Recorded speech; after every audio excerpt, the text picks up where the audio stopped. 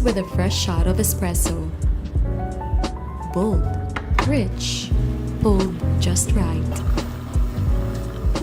Then comes the milk, steamed smooth, creamy, and balanced. The perfect latte is not rushed. It is crafted, one cup at a time. Your perfect latte is ready. Coffee first, then everything else. Good afternoon and welcome to Beyond the Headlines. I'm DJ Moises, and today's conversation is brought to us by Coffee First. Today we look deeper and think better with Cebu City's garbage problem.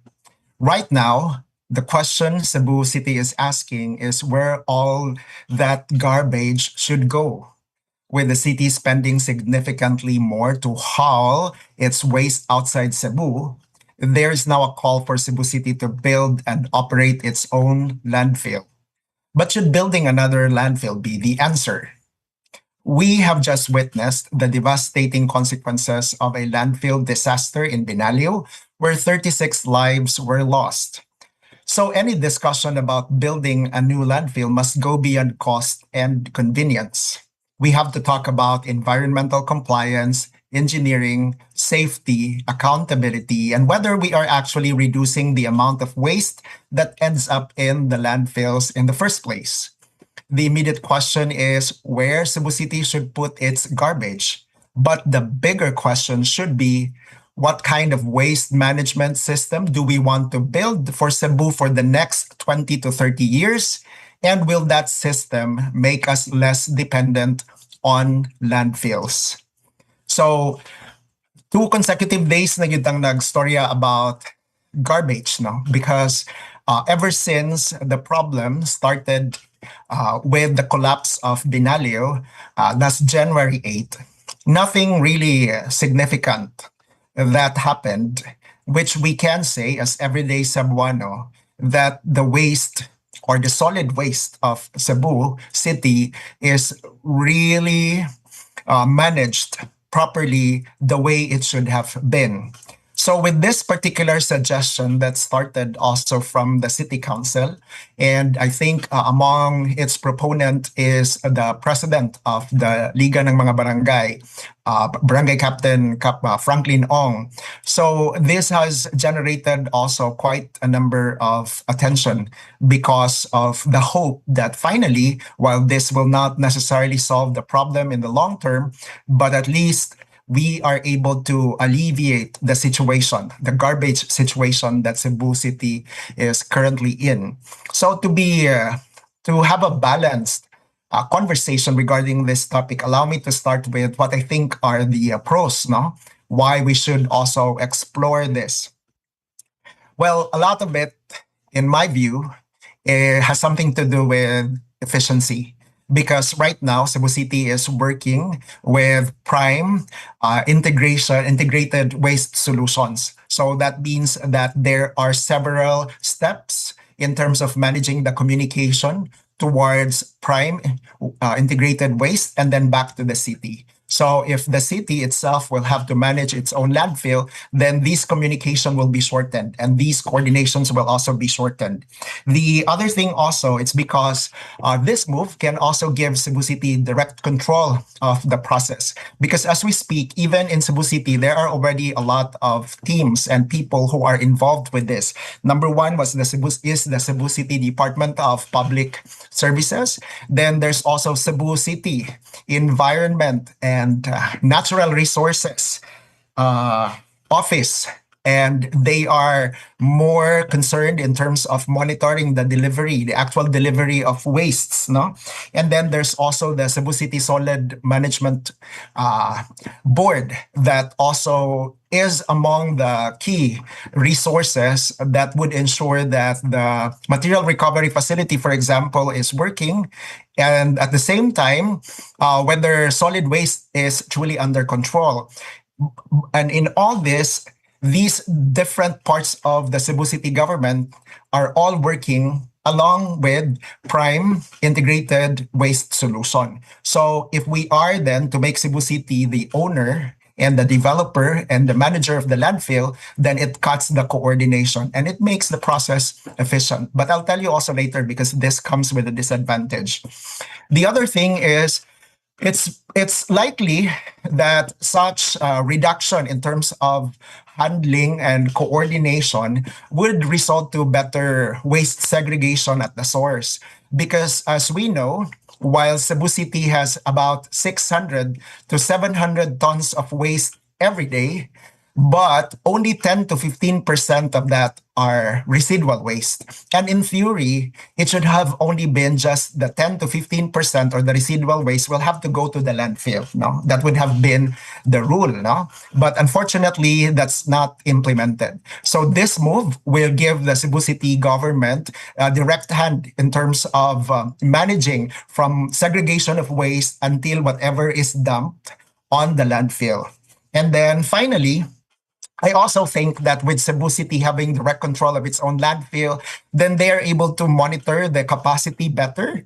And because they're not binded by a contract with an external provider, they will also, the Cebu City government also will have more flexibility to go beyond Binalio and probably investigate other sections or portions of the city that can also act as a landfill instead of having just one location. No?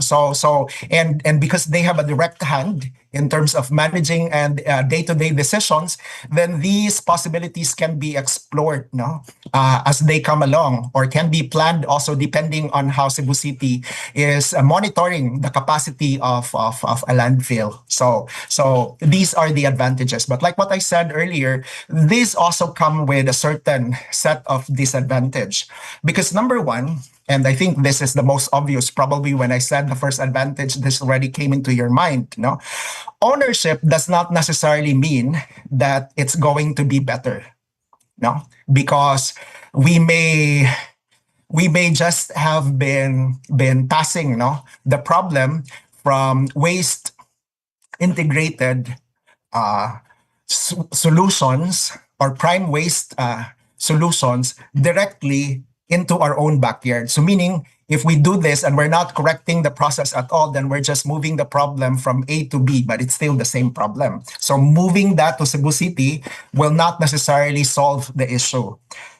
The possibility which is related to the first is it will only just reproduce the same problem. Because as I mentioned earlier, in theory, only 10 to 15% of the 700 tons that we produce, that Cebu City, the waste that Cebu City generates every day would have just landed on the landfill. But if the same team does not have the mindset to really enforce waste segregation and at the same time monitoring of the landfill capacity, then we are just moving the problem from prime waste to Cebu City. So that means the prerequisite for us to explore this side is also to make sure that we have a different mindset this time. And we also, and the people who are managing it or who are tasked to work in its success will have a different mindset. Because if we continue to do what we are doing, then we will still continue to get what we are getting. And it's just a move from prime waste to Cebu City, but it's still the same result. The other one is the Binaleo tragedy should have made us more cautious this time. And that's why in every episode that we covered this, I would always highlight whether there was an investigation, there was a result of the investigation, not only because the 36 lives and their families also deserve justice, but the other piece of that is that's also my way of saying that Cebu City has finally learned its lesson. Because if we don't conduct the investigation and we don't learn our lessons, then the likelihood for the cycle to repeat will still repeat, is still high, regardless of whether it's already managed by Cebu or it's managed by a provider such as Prime Waste. Let us recall that Inayawan also went through the same journey. It started as a landfill and then it became a dump site. And then we eventually moved them to Binalio, which was a landfill, and then eventually it became a dump site. So if we are not cautious in terms of learning the lessons that we had in Binalio, I can bet that the likelihood is high that the cycle will just repeat, regardless of who is operating it. The other thing also is, which is related to what I just said, landfill, according to patterns, no, not just in Cebu City, will also give us some sense of permanence. No, so that's why the cycle always repeat. No, so moving this from an external provider to the direct control of the city will not necessarily change it unless we change the mindset. And then the other part, while I highlighted earlier nga mas maayo siya because the city already has a direct control, no, from waste segregation until what's eventually dumped in the landfill. But the disadvantage of that is it could also divide the city's focus.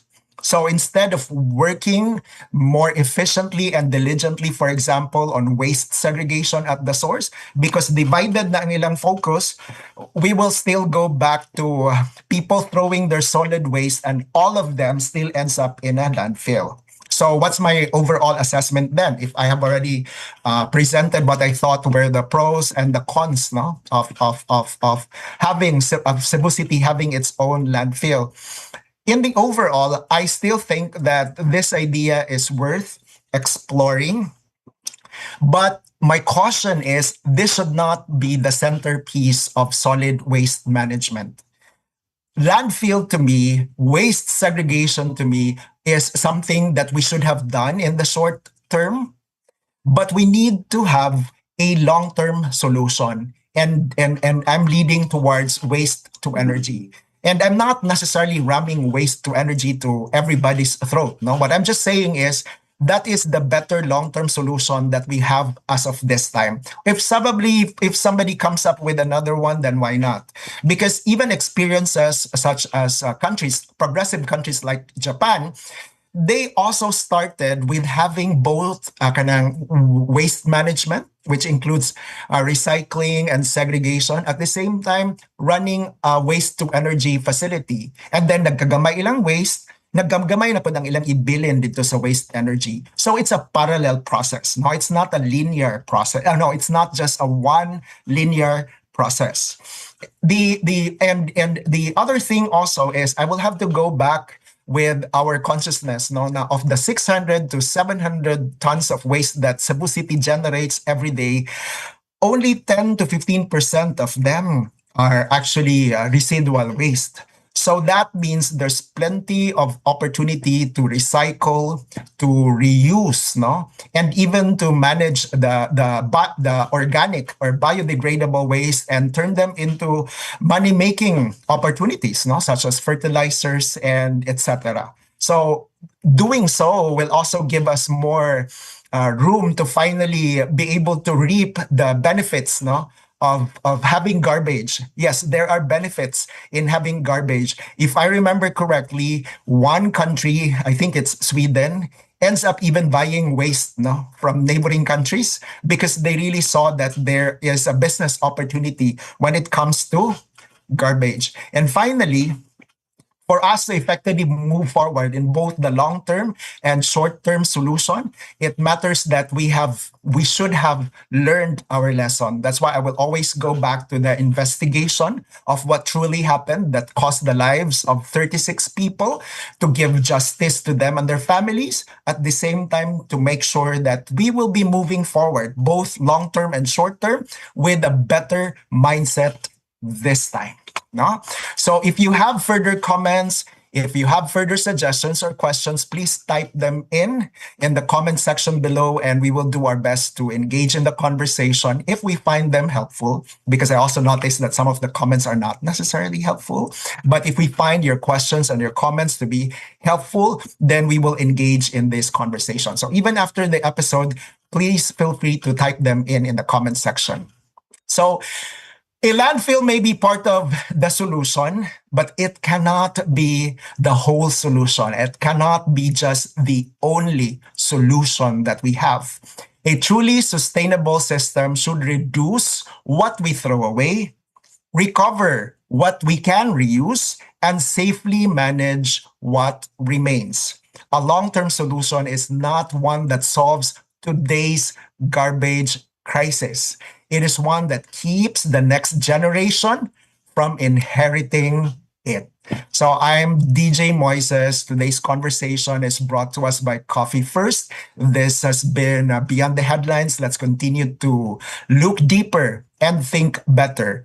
Have a good afternoon.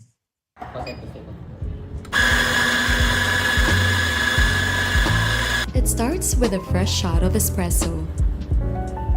Bold, rich, pulled just right.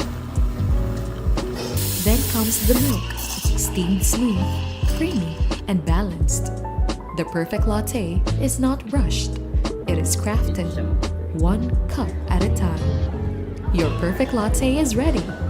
Coffee first, then everything else.